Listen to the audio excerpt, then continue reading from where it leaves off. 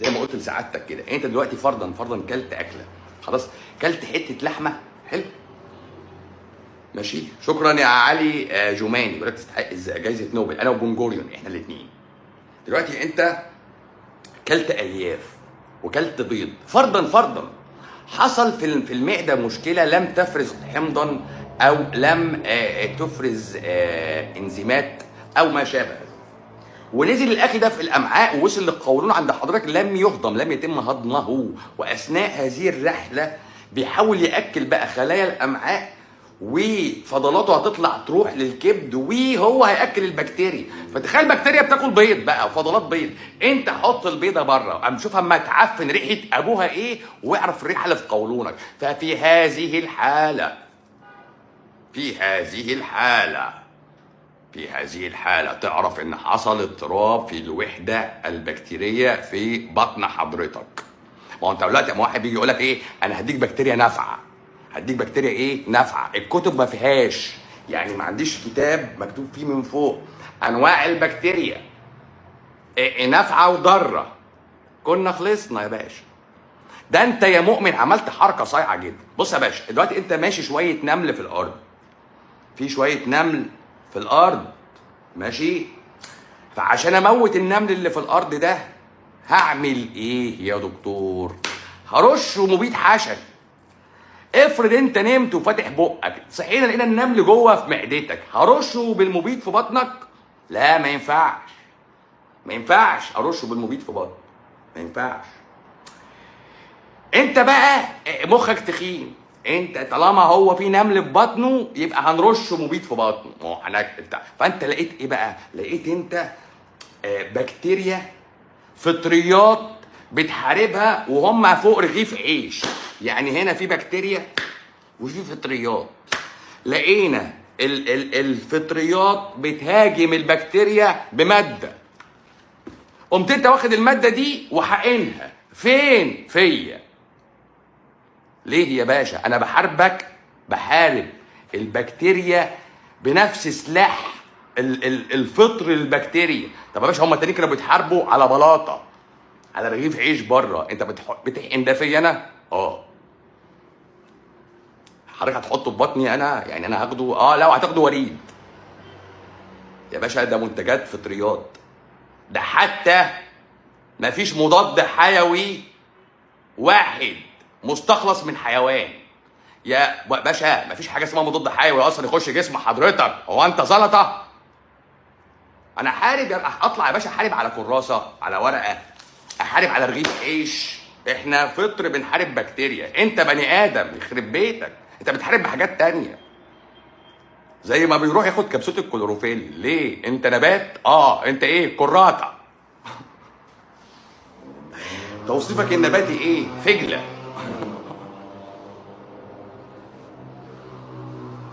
خد بقى الكلوروفيل وقف في الشمس الصبح عشان تعمل بناء ضوئي ماشي يعني.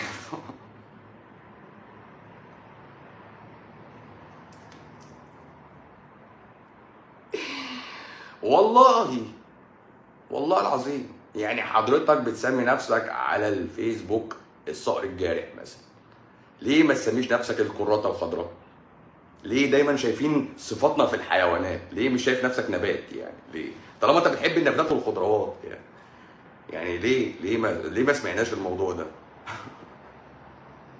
الصقر الجارح، النمر الكاسر، الاسد الغادر، الفجله الخضراء. وتبقى خلقك خلق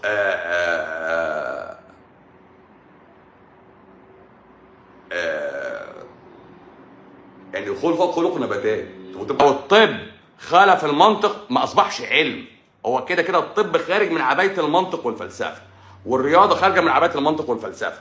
كل دول بما ان اذا بما ان الهيموجلوبين جوه الخليه، اذا التراكمي بيقيس الهيموجلوبين اللي جوه الخليه، اذا السكر داخل الخليه، اذا الانسولين ملوش لازمه، اذا نقصه مش هو اللي عامل زياده في السكر، دور على سبب تاني، او قول ان خلايا الدم الحمراء مش خلايا، واخرج من المأزق ده، قول بقى ده هي انا بقيس الجلوكوز جوه الزلطه دي وخلاص، بس دي مش خليه، لان لو دي خليه يبقى الخليه دخلها سكر، والسكر اللي بره مش سوي ان السكر ما دخلش جوه، ده هو بره وهو جوه، ونعم بالله. فهمت ولا لا؟ اعتقد ان انا كلامي واضح. فده في حد ذاته تدمير لمصطلح علمي متفق عليه جماهيريا طبيا علميا. خلاص، ما انت يا باشا قفلناه. طالما اتقفلت يبقى النطاق العلمي اللي جاي مش هينفع على مستوى حضرتك، انت هتتكلم على حاجات هبله بقى. التراكمي انت بتاعك طالع فاكس، والسكر في البلازما طالع فاكس مش انسولين ناقص. طب والانسولين واللي بقيته واللي بديه واللي بعمله هاكس. هاكس يا باشا، انت بتعالج حاجه غلط. بقول لك الدم راقد في الكبد في قعر الملاحه. يا تجيب عادل وتنزل معايا قعر الملاحه، يا الفلوس راحت بالسلام بس وخلاص. هتشتغل لنا في الازرق ليه؟ يا دي النيلة. مش عارف والله العظيم، اوراقه هم واسى والله، والحبر من دمعي. شوف الراجل كان محدد، حزن الحزن، اوراقه هم واسى والحبر من دمعي والله العظيم.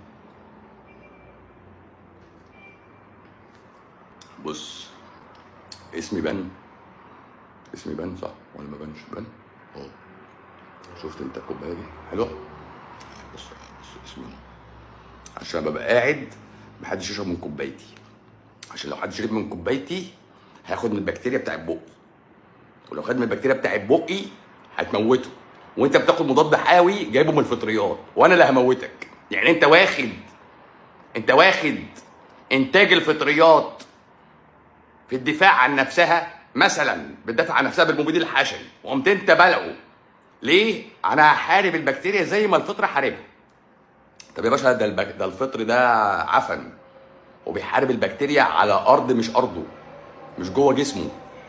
مش مشكله، هو اصل هو بيتكسر في الكبد بس. بص، وتلاقي كاتب لك تحذير: ممنوع هذا الدواء لاي شخص لديه حساسيه من اي مكون من مكونات هذا الدواء. طب انا هعرف منين اما تاخده؟ ايه ده؟ يعني انا مش هعرف غير لما اخده؟ اه. بس خلاص. واما تاخده وتموت ولا اصل كنت على الطيبات، ولا اما تاخده وتموت ولا اصل كنت على الطيبات، النظام موتني. انت عارف يا ابني كام واحد انا شفته بعيني خد البنسلين مات، او اللي شبهه سيفوتاكس، روسفين، فاهم؟ مفيش. لكن انت تقرف بقى من ايه؟ من بق الميه ده، انت تقرف من ده لحسن بقي فيه بكتيريا، فيه فيروسات، والواد اما عطس في وش حضرتك خرمه ليه؟ عشان انت زيرو مناعه. هو عطس في وش ورق، فوشك اتخرم والفيروس دخل في عينك. انت عارف العطسه الواحده بتحتوي على 10,000 فيروس بيهاجموك، وانت يا عيني وحيد الخليه. يعني تخيل انت 10,000 فيروس وانت وحيد خليه، انت وحيد خليه. عندك وصفيحتين، يعني خليه وصفيحتين. عندك خليه واحده في دماغك وصفيحتين، واحده بتغذي رجليك واحده بتغذي ايديك، صفيحتين دمويه. تخيل هذا الكائن البسيط بيواجه دلوقتي 10,000 فيروس في العطسه. طب نعمل ايه يا باشا؟ اغسل بقك ومناخيرك واعضائك كلها بالكلور، وشم كلور عشان الكلور يقابل الفيروس يموته في السكه. طب يا باشا ممكن اشربه بس بسيط، يعني خف الكلور على ميه كتير، جايز كلور، اي حاجه، مطهرات، كل ده مطهرات.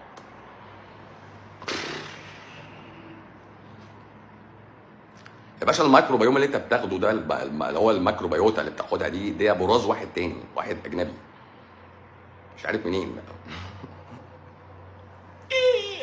بس قالوا دي بكتيريا نافعه، احنا جايبينها من قولون واحد واثقين فيه. عرفت منين يا باشا؟ ما بيشتكيش. يعني الكلام ده جابه منه هو؟ لا، ما بصدقوش، مراته اللي قالت كويس وبيخش الحمام كويس وهي مبسوطه منه، فاكيد البكتيريا بتاعته نافعه جدا. هنحللها. والله اول واحد متبرع، وبيسموه متبرع.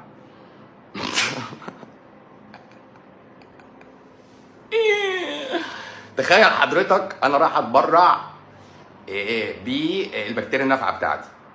وانت عندك كام واحده؟ 2 زي الكلاوي بالظبط. عندي 2 بكتيريا نافعه. هتبرع بواحده النهارده ان شاء الله. لمين؟ لكل الناس اللي بحبهم. ودي انا البكتيريا بتاعتي دي. وصيتي ليك، انا عندي 2 بكتيريا، واحده نافعه واحده ضاره. النافعه هديها لك، والضاره هي هتعرف هتروح فين. فارجوك كل زبادي عشان تزود النفعه. والله حضرتك تاخد خلاصه براز واحد غيرك وفي الاخر تسالني على سم النحل؟ طبعا طبعا طبعا. وتاخد اكسجين نشط. يعني تاخد اكسجين نشط ازاي وتاخد براز في نفس الوقت؟ ازاي يشتغل؟ ازاي البراز النشط مع الاكسجين النشط بيؤدي الى انسان خامل زي حضرتك بالظبط. والله ما لحقت اقول تجويف البطن. والله العظيم ان هي الا اسماء سميتموها الاف دي اي، بالديابيتس، بالام اس، بالابيليبسي، يا باشا انت عارف يعني ايه؟ بقول لحضرتك جهاز مناعتك بيضربك. انت عارف معناها ايه؟ عارف معناها ايه؟ تخيلها. يعني حضرتك صحيت الصبح لقيت الجيش بدل ما واقف على الحدود بالدبابات كده لفها وضرب فيك. يعني في الميدان بيضربوا بالدبابات. فاهم يا باشا؟ مين هينجدك منه؟ ها؟ يا الشعب يدافع عن نفسه يا اما مات. انت بقى لا، انت فاكر نفسك جاي من بره بقى انا هعرف اوقف ده. انت انت يا يتيم يا عاجز. ده انت لو اتزنقت في الحمام ما بتعرفش تمسك نفسك. انت هتوقف جهاز مناعه نخلص على الجسم بتاعه؟ ده انا اخلص عليه في 6 ساعات دغري وسكه. يعني لو صدق القول، لو صدقت نظريه ان الجهاز المناعه بتاعي بيضربني وانا قاعد كده، يعني انا قاعد كده في امانه الله وبشرب هذه الجوافه برضك، ايوه يا احمد يا خير، برضك مناعتي تضربني وانا قاعد، طب انا هعمل ايه؟ ده في واحد بيقول لك في كشف مبكر لسرطان البنكرياس، طب هتعمل له ايه؟ طب انت معاك، انا موافق ان انت معاك ديتكتور، هيجي سرطان في الحته دي، هتعمل له ايه يا روح امك؟ ولا تعرف توقفه. خلاص؟ ما تعرفش توقفه يا بيه، انت ما بتعرفش توقفه. طالما في باشا انت بتقول لي جهاز مناعتي هيضربني، انا مش ناقص، انا ما اناش ناقص، انا الدنيا كلها بتضربني، كمان جهاز مناعتي هيضربني؟ يعني الخيانه من الداخل طالما حصلت يا باشا وصدقوا في هذا القول، انت ما تستحملش قدام جهاز مناعتك شغل 6 ساعات حرفيا. الكلاوي بالامعاء كله يتضرب دلوقتي، ايه اللي مصبره على امك؟ يعني ايه اللي وتلاقي العيان بقى فخور يا باشا. اصل انا المشكله عندي، لا انا جهاز مناعتي شغال، هو بس ما بيشوفش كويس. انا ما قلتلكش ناقصه، انا عندي زياده وفرحان قوي اكنه بيتكلمني على الخصوبه. انا عندي المناعه زياده، لا حموريه برضو، مفيش كده، مش حاجه اسمها كده. جهاز مناعتك بيسويتش اون وبيسويتش اوف، بس بيسويتش اون وبيسويتش اوف. وما يجي يحارب البكتيريا بمخ تخين. يعني في بكتيريا انا هاكلها دلوقتي، اصبعي ده اهو كده كده كده كده، في بكتيريا. البكتيريا دي اما بتخش بقي بيطلع لعاب. اللعاب يطلع ميوسين مخاط يمسك في الفيروس وبعد كده انت تتفه، او الفا كيموتريبسين بيطلع انزيم لايزوزايم، او بيطلع اجسام مضاده زي الاي جي اي، فاهم؟ بيطلع لاكتوفرين، لكن ما بيطلعش بنسلين ولا كيفالوسبورين. وزي ما قلت من شويه، كل المضادات الحيويه مفيش منها واحد مستخلص حيواني. ده من زيت دهن الخرتيت، ولا ده من دم الخنزير، ولا ده من دم الغزال، لانه ما بيطلعوش مضادات حيويه يا باشا. احنا هيومنز. فلما اجي احارب البكتيريا عندي حاجات تهاجمها ما تضرنيش، مش مضاد حيوي بودره العفاريت اللي انت جايبها من فطريات يا جاهل. واما الاوجمنتين يبوظ الكبد، ولا البنادول، ولا المستحضرات دي، تيجي تقول احنا ما نعرفش اصل هو عنده حساسيه زياده للدواء. لا، هو ما عندوش حساسيه زياده للدواء، انت موته.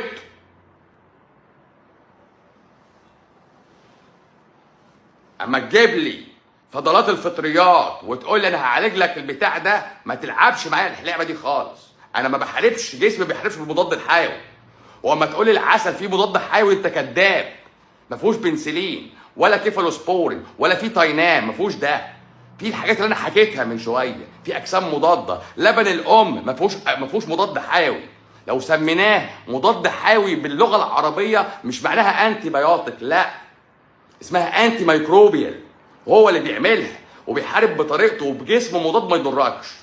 لكن انت هات بودره العفاريت وحط في بطنك، ما ينفعش على جلدك. طب يا باشا افرض طلع عندي حساسيه منه، فيقول لك ما انت خدته. خلاص هنعمل لك ايه؟ طلع عندك حساسيه منه، يعني انا مغسل وضامن من جنه؟ باشا كله غلط، كله كخ. وعيالك لما بتعرضهم للمضاد الحيوي انت بتموتهم وبتقتل كبدهم. زي ما قلت لك الانتيك من بقك بيغذي 3 حتت وبيضر 3 حتت: خلايا الامعاء، خلايا الكبد، والميكروبيوم. والميكروبيوم عندي انجي طلعت اخوها 3 سنين عنده 30 سنه، 3 سنين بيتعالج من التهاب بروستاتا، وبيقولوا له فيه خراج جوه البروستاتا. 3 سنين مضادات حيويه لحد ما دخلوا انترا كابسولار انجكشن، حقنوا له جوه البروستاتا المضاد الحيوي، وبرضه البروستاتا لسه فيها التهاب. انت ايه ده؟ انت بتفسر اي حاجه في اي هاكس. واحنا هننشف الصديد ازاي يا باشا من غير مضاد حيوي؟ والله ما اعرفش بننشفه ازاي صراحه. جسمك ما اعرفش عنده حاجه تنشف، ولا هنطلع بكره بالمساحات ننشف الصديد بقى كلنا؟ يعني بكره عندنا جلسه تنشيف صديد بالمساحات انا وانت وهم. جسمك غير قادر، جسمك غير قادر. انت بقى قادر. انت مش قادر، ده انت جامد فشيخ، ده انت جامد فتيق. انت دخلت نظرت على جسمك كله، ضغطك عالي، سكر عالي. طب ما دخلتش ليه قلت لها البويضه دي كبيره يا بت هنصغرها بالدواء؟ ما عرفتش. مش انت جاهل. اللي عرفت تلعب بيه لعبت في دماغ الناس بيه. اللي عرفت تلعب بيه لعبت في دماغ الناس بيه يا جاهل. فاهم؟ ما تعرفش تصغر حجم خليه وتكبرها، بس كبيرك تنزل سكر وتنزل ضغط وتموت ناس كده وتقول انا بنفعك. فهمت ولا ما فهمتش؟ ما تعرفش توقف مرض ولا توقف موت. طالما انت نبيه وطالما فهمت اللعبه، فهمت؟ طالما عرفت كل حاجه وحاربت المضاد وجبت البكتيريا وفشختها، عيشني بقى سنه زياده. لا، عايز 10. ضحكوا عليك انت، انا مالي. انا جيت فهمتك الصح، جيت فهمتك الصح. بدل ما تشيل الكلمه وتقف وتنشرها او تقف بقى انت تقعد تعدل بقى، انت قاعد على حاجتك. يعني انت جبت الكلام، عندك دراسات ولا نعمل لك؟ لا انا مش ناقص امك بقى انت الصراحه تعمل لي دراسات الصراحه، يعني انا كفيل بيها دي. بس انت رد على اسئلتي بس، ولو ما ردتش ما تجيبش سيرتي. ما هو انت لا، يعني انت يا جاهل منك ليه؟ انت يا جاهل منك ليه بتجيبوا سيره عمكم وبيقول والناس ماتوا من وراء النظام واحنا يا باشا؟ انا بحط لك دلوقتي مزانق علميه، رد عليا وخلاص. عايز ورقه علميه على الكلام. انا بقول لك التراكمي اللي بتتكلم فيه غلط، والسكر مش مرض، والاورام مش سرطان، ومفيش حاجه بتموت من الكلام ده. انت اللي بتموتني بالمضاد الحيوي ومضاد للالتهاب، وبتموتني بمضاد الحموضه. يخرب بيتك. وبتوطي لي الضغط بتاعي ما بيوصلش. مفيش دواء على وجه الارض في فايده، ورب الكعبه من فوق 7 سماوات، واتحاسب على حلفاني ده يوم القيامه. وانا بص ومستعد لاي نتائج، وهيطلعوا يقول لك يا عم اصل انا هدوب الجلطه. انت ابو بتاع انت هدوب الجلطه؟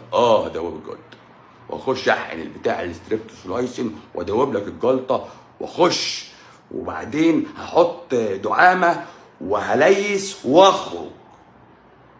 طب والمفصل هكحته وصنفره وارده. طب والرحم الساقط هعلقه. طب والمثانه المتدنيه هخيطها لورا.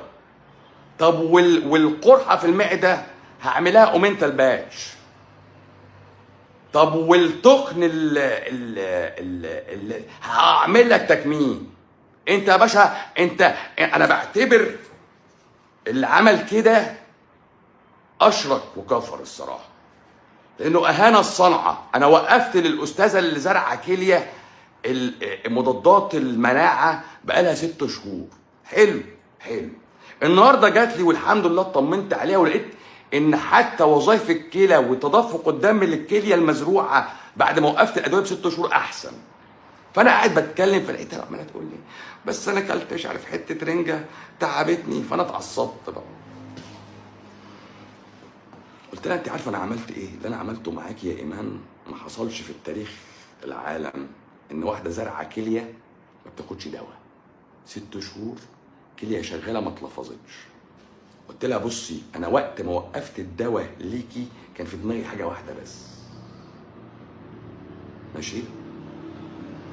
قلت ان كان ثقتي في الصانع وصنعه الصانع كبيره قوي، فقلت الجسم هيعرف مصلحته، لو الكليه اللي موجوده دي في مصلحته هيحافظ عليها، مش محتاج من عندنا مثبطات لمناعته، ولو مش محتاجها هيلفظها ونستعوض ربنا في الكليه. والتجربه خلصت على كده والحمد لله. هو انت يا باشا بس عشان ايمان بكلمه واحده، انا مؤمن بالصانع وبخلقته وبصنعته، انت مش مؤمن بدي، انت بقى جريت ورا الهه تانية. هو بيقول لك ما تعبدش، هو قال لك ما تاخدش بالك من حاجه غير من اكلك، انت بقى خدت بالك من الدوره الدمويه ومن النبض. يا باشا دلوقتي في تليفونات بتحطها على ايدك تقيس الساتوريشن، اكسجين، النبض، البتاع الاتش دي ال، ال دي ال، ايه الهبل ده؟ ايه الهبل ده؟ انت بقول لك كل شهر الست بيحصل فيها عمليه جراحيه، شق مبيض، تبويض، نخيط، نشفط الدم، وبعد كده نحط البويضه في مستقرها جوه قناه فالوب. ده كل شهر يا باشا عمليه جراحيه اوتوماتيك بتحصل من غير نقطه دم، عمليه نظيفه سوكلين رباني، دي رباني. فدي ما تعرفش انت تعملها، انت تعرف تلعب في سكر يهطل، تقول لك انا محافظ على سكرك، اهم حاجه عندي السكر. طب يا باشا اعضائي بتنقح عليا يا باشا، مش بص التحاليل بتاعتك اعجاز، اعجاز. انا مش عارف صراحه. انا يا باشا اول ما فتحت اشتغلت على الناس اللي جايه بكلمه واحده. الناس عطلت معانا بره وده اللي كنت شغال عليهم، كان اسمها دار المسنين، دي العوض للمسنين، فاهم قصدي؟ انا ما بحط تحدي عشان الهاري كتير باشا، انا مش فاضي للحوار ده، انا بس بقول كلمه ورد غطاء. انت ما تفهمش حاجه في جسمك، خلص. جسمك عارف مصلحته اكتر منك. قرر ينزف ينزف، قرر يجلط يجلط، قرر يتخثر يتخثر، وهكذا يا باشا. بس انت ما تنفخوش، انت ما تنفخوش، انت ليك حاجه واحده تسيطر عليها، بطنك. ده الجهاز الوحيد اللي تحت ادارتك، مدخلاته ومخرجاته، كيكي وانتيك. تاكل نضيف، تخرج نضيف، معده سليمه، امعاء تمام، ومفيش لا ضغط في البطن ولا قله دم واصل للاطراف. ما انت الدم لو ما وصلش لدماغك يا باشا انت بتموت. في ايه؟ ما انت بتعجز ازاي؟ ما هو سبب منع البيض؟ سبب عائلي، سبب عائلي. وما اقدرش اتكلم اكتر من كده عشان بابا قال لي ما تتكلمش على حد. بعدين يقول لك فهم الدكتور، مش فاهم. انا بشكركم يا جماعه على حسن هذا الاستماع الجميل، وبشكر الناس اللي بترد